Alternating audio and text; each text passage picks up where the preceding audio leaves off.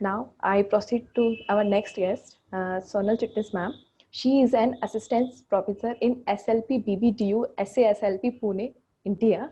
She is a consultant speech pathologist at Neurology Department, Dinanath Mangeshkar Super Specialty Charity Hospital, BAC, Pune, and also holding as 11-year experience. She has a keen interest in aphasiology and cognitive neuroscience, neurorehabilitation, stroke, epilepsy, dementia, MCI, education and humanities in medical and allied health evaluation patient advocacy. She is advisor of Aphasia and Stroke Association of India and Epilepsy Foundation India. She also got Young Investigator Award WSC 2016. I requested to ma'am, please describe the language problem in state of dementia. Over to you, ma'am. Ma'am, please kindly unmute yourself. Thank you so much, Aarti. I thank Purnima ma'am, very great neurorehabilitation, neuroscience, balanced neurologist who doesn't just treat brain disorders but also tries to heal. The humanity touch.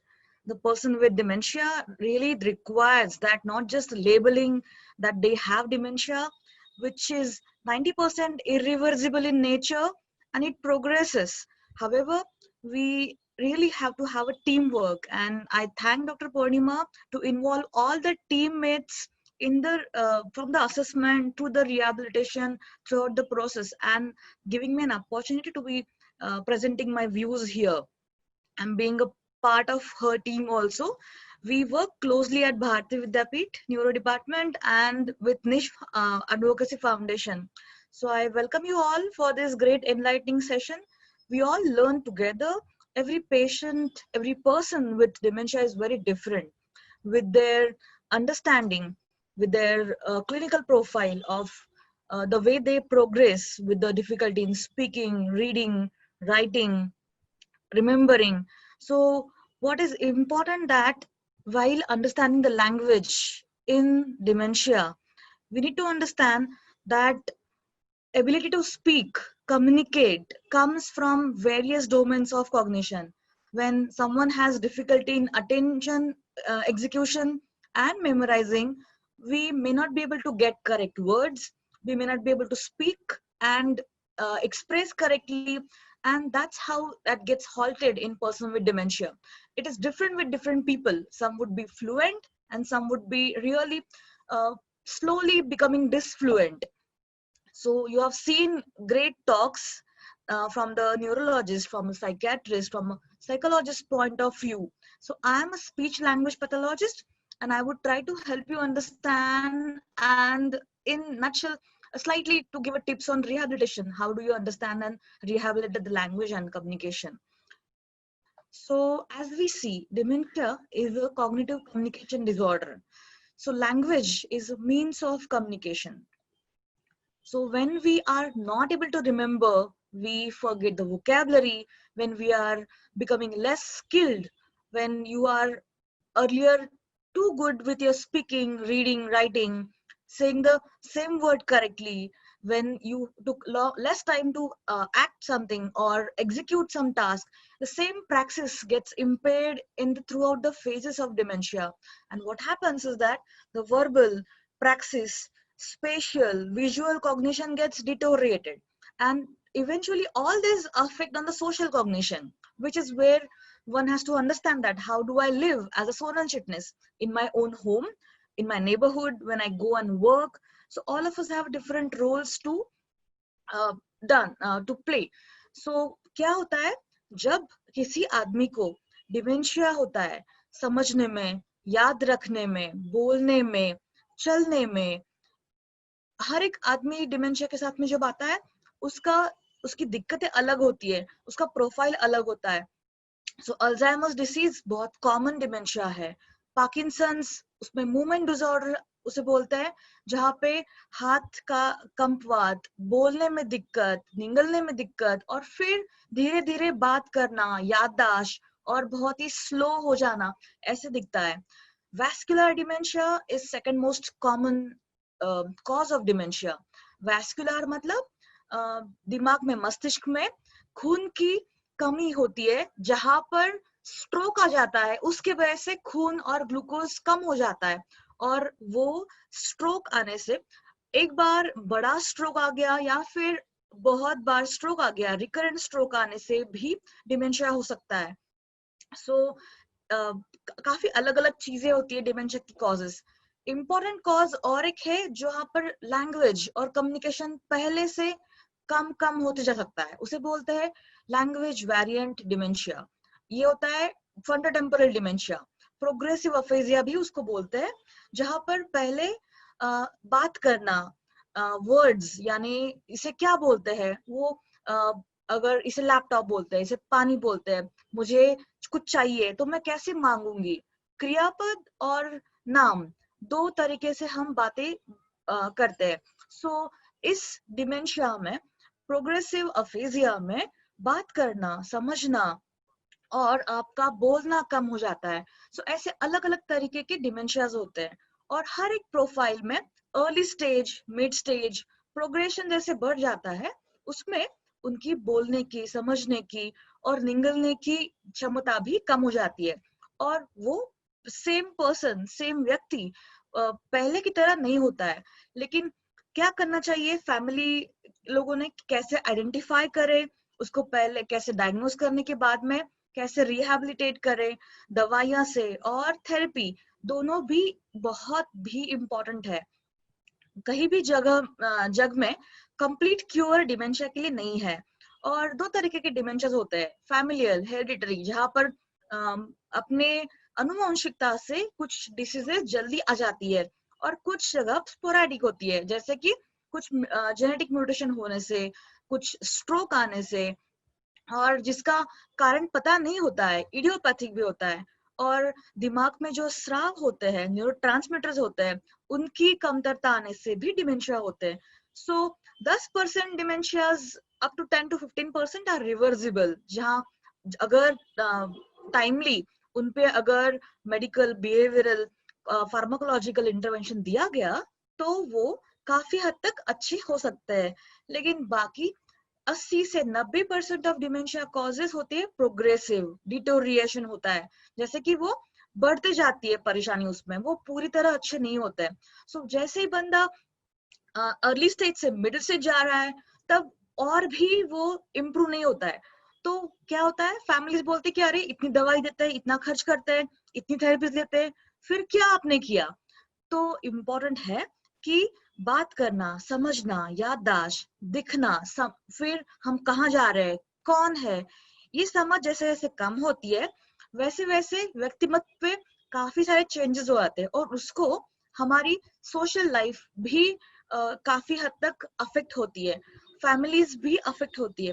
तो ये सब कुछ समझना चाहिए, और उसके वजह से आपको क्या काम करना चाहिए कि पहले पता होना चाहिए कि दिक्कत है या नहीं है।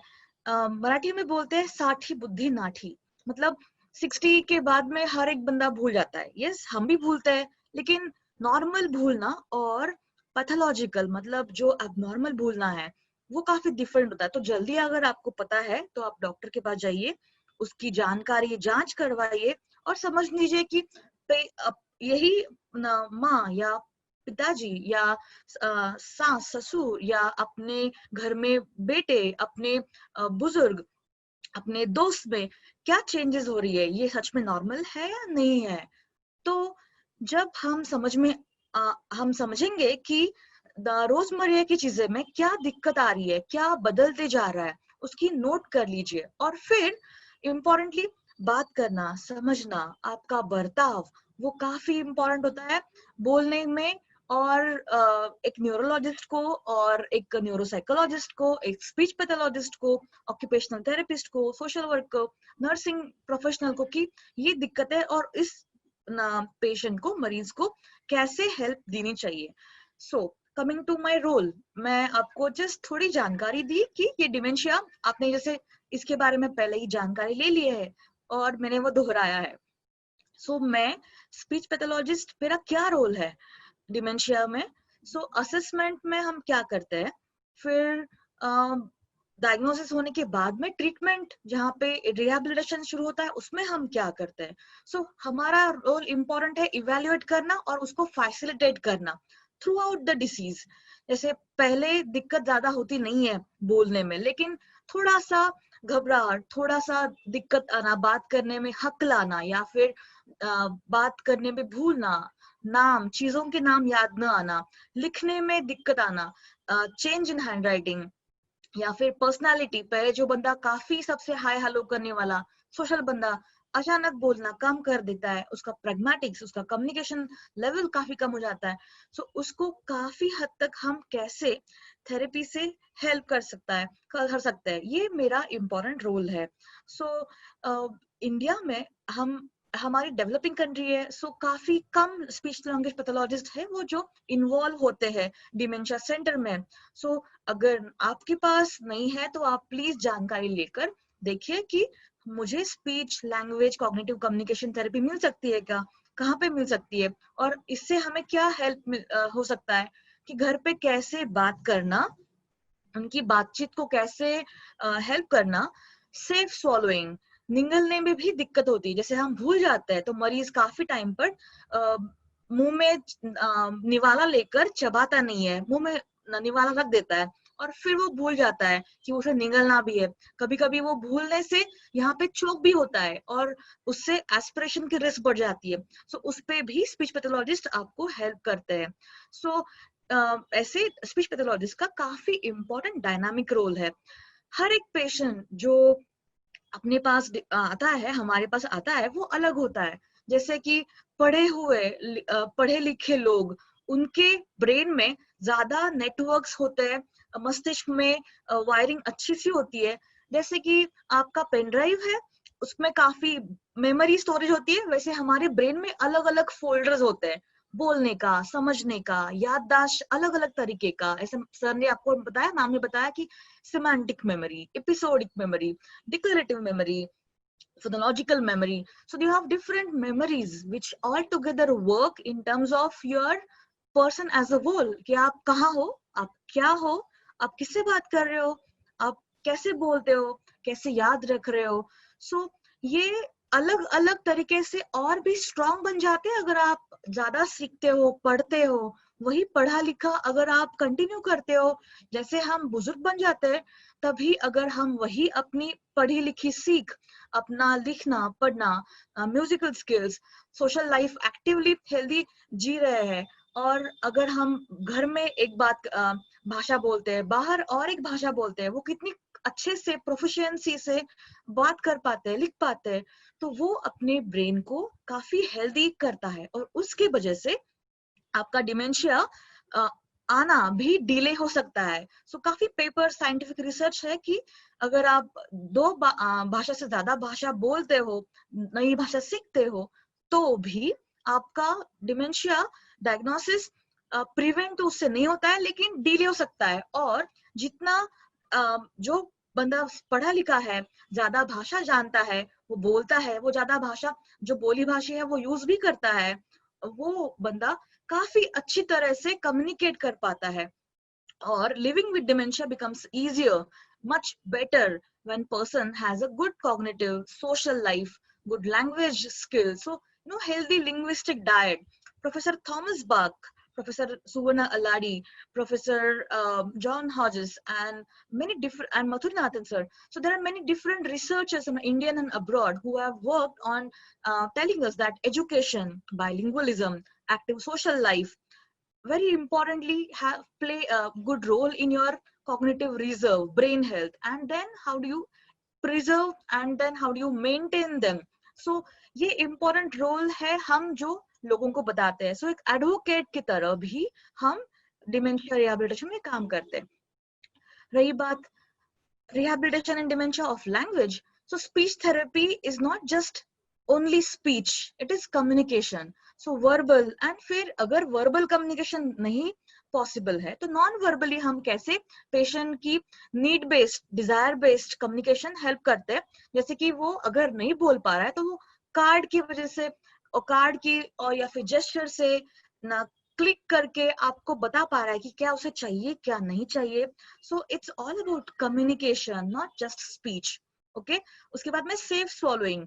सो हम जैसे खाना खाते हैं, पानी पीते हैं, और जैसे हम कुछ खाते भी नहीं है तभी हम सलाइवा निगलते हैं। सो ये लाल जो थूक है वो अगर भी हम नहीं निगल पाते हैं तभी भी हमें दिक्कत होती है। सो डिमेंशिया में स्वॉलोइंग भी एक इम्पोर्टेंट है जो काफी हद तक लोगों को पता नहीं होता है, और उसकी वजह से माल न्यूट्रिशन होता है, वेट लॉस होता है। एक बार पेशेंट चोक हो गया तो वो डरता है खाना खाने में, और फिर उसकी वजह से उसका खाना कैसे उसको खिलाए वो भी हमें समझना चाहिए, और वो स्पीच पैथोलॉजिस्ट भी आपको हेल्प करता है। So it is holistic, important direct and indirect rehabilitation which a speech language pathologist plays an important role in terms of your dementia rehabilitation. So क्या करना चाहिए जब आपका डायरेक्ट रोल पॉसिबल है अर्ली स्टेज में, mid stage में, 1-to-1 therapy दे सकते हो या फिर ग्रुप थेरेपी भी हो सकती है पर्सन विद डिमेंशिया में। उसमें हम मोटारिक, सेंसरी, सोशल टास्क बताते हैं, और ऑल टुगेदर कैसे हम बात कर पाएंगे, कैसे हम बता पाएंगे, कैसे हम अपनी ओरोमोटर स्किल्स पे काम कर पाएंगे, कैसे हम सेफ स्वॉलोइंग पे काम कर पाएंगे। ऐसे हद तक डायरेक्ट इंटरवेंशन ये काफी इंपॉर्टेंट होता है। इनडायरेक्ट इंटरवेंशन जहाँ पर पेशेंट खुद चल के नहीं आ पाता है, या हम इम्पोर्टेंटली फैमिली मेंबर्स को भी ट्रेन करते हैं कि हम कैसे बात करें पेशेंट विद डिमेंशिया से। सो ये इम्पोर्टेंट है। Ma'am, can I take 5 more minutes?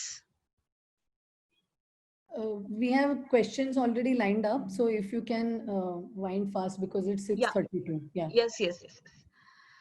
So, हमें देखना है कि पेशेंट फ्लुएंटली बात कर पा रहा है या पहले ही नॉन फ्लुएंट है, उसका स्पीच हॉल्टिंग है, और उसके वजह से उसको समझना, बोलना और क्या दिक्कत है। सो जैसे कि कुछ पेशेंट बोल नहीं पाते हैं, वो अगरबत्ती और उदबत्ती, जैसे candle is named as udbatti by one patient whom I have been showing this example.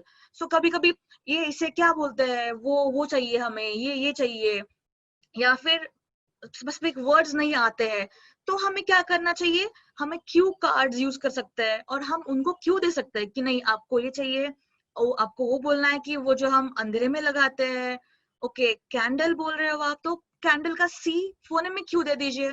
सो उस हिसाब से आपका नेमिंग एबिलिटीज आप हेल्प कर सकते हो, जैसे कि patient with person with dementia काफी हद तक बोल पाता है, आपके आगे आपके पीछे रिहर्स कर पाता है। So drills with the naming then giving a cue could really help, and that way you can help him rehearse. So rehearsal will really help him communicate. So handwriting also gets changed when person with dementia progresses. So you can help the person type or gesture, or try having him write with the left hand and right hand together, and slowly you can help him that he is not just feeling bad that earlier he was very good with speaking, reading, writing, but now accept him as a whole and then help him accept it and work on that. So depression बहुत important है, dementia patients में आता है जब वो बात नहीं कर पाते हैं, वो बोल नहीं पाते हैं, व्यक्त नहीं कर पाते हैं, अच्छे से खा नहीं पाते हैं, उनको समझ में आता है कि कहीं पे कुछ तो दिक्कत है, कहीं पे कुछ तो गलतियां हो रही है. So sometimes they get hostile, sometimes they are very very agitated. So you have to understand how do you accept them, how do you help them. हम अगर गलती से शोर मचाए, हम अगर उनको डांट दे, हम उनको समझ नहीं पाए, तो बहुत ही दिक्कतें आ सकती है. सो community volunteers, social worker, nursing professionals और रिहैब टीम क्या कर सकती है कि केयर गिवर्स को बोल सकते हैं कि क्या करना चाहिए, क्या नहीं करना चाहिए. ओके, सो इम्पोर्टेंट है कम्युनिकेशन फैसिलिटेट करना. सो आप ऑगमेंट करो, कार्ड यूज करो, जैसे कि छोटे छोटे से कार्ड बना सकते हो कि मुझे खाना है, मुझे पानी है, मुझे बाथरूम जाना है, मुझे म्यूजिक सुनना है, मुझे किसी को फोन करना है, मुझे टीवी लगाना है, what I want, so I want this, so you can show him. अगर वो बोलना पेशेंट बोल नहीं पाता है तो patient at least picture communication board से दिखाकर आपको बता पाएगा. उसके बाद में वो सब क्या ये क्या नहीं चाहिए, वो कैसा चल रहा है, वो भी इम्पोर्टेंट है.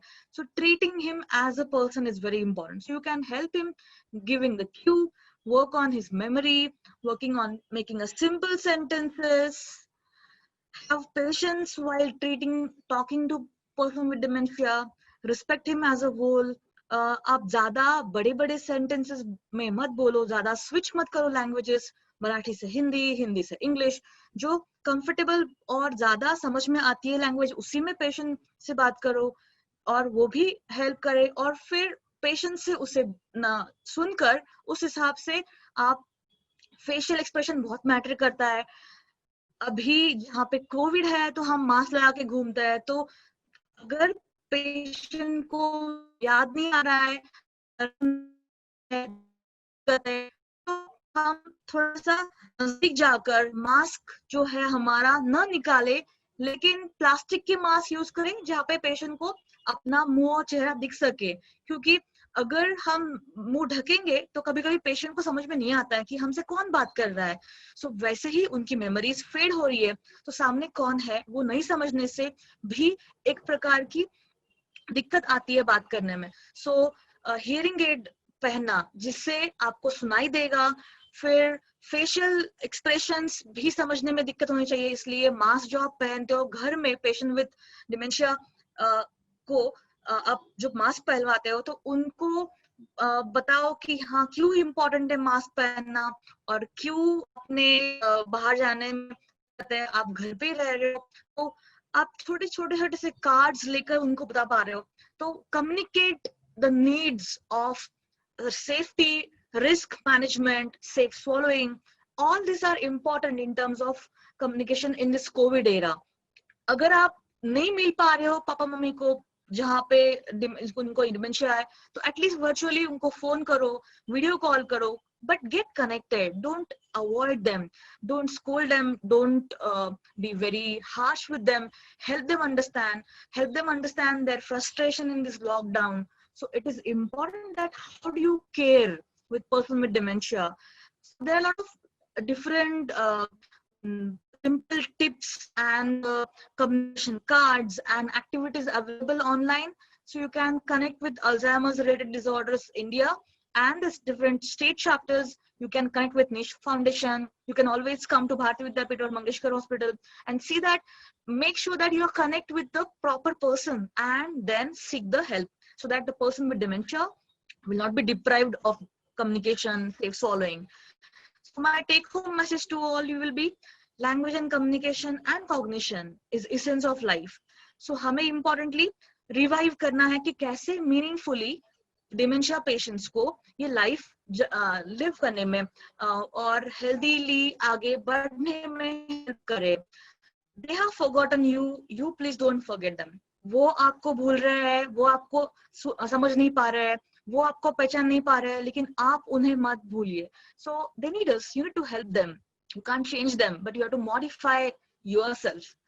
So time detection really matters.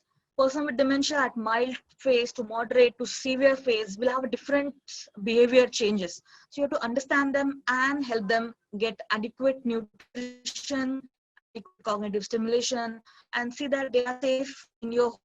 So help with the neighborhood also, that they will have an identity card with them, because they cannot tell their name sometimes, they can't even write sometimes. So if they are wandering, they are lost in the roads, that's really miserable. So make sure that you have small cue cards. उनके अगर हमेशा अगर patient बाहर नहीं जा रहा है तो कभी आप देखो कब उठ रहे हैं वो, कब बाहर जा रहे हैं, उनके गले में या फिर एक तो टैग लगना चाहिए, या फिर उनके साड़ी के ऊपर, या फिर Punjabi dress is much safer in ladies, and then in the shirt or pant you can have a pouches where the name and the address and the contact in emergency to be written, so that वो गुम न जाए. और इस हिसाब से आप उनका safety and quality of life enhance कर सकते हो. So it's always a team management. How do we work with person with dementia? Whoever are students here or professionals or caregivers, please be advocate so that you are educating other people. हम सब बूढ़े होने वाले हैं, so हमको पता नहीं किसको होने वाला. So don't stigma. If you have a person with dementia in your home or in neighborhood, okay, don't hate them. It's not a curse. So help them live gracefully. And yes, healthy lifestyle can really help reduce the risk of dementia. Thank you so much. Thank you so much, ma'am. Very well explained. Somehow we can relate all these things in our daily life. Thank you so much, ma'am.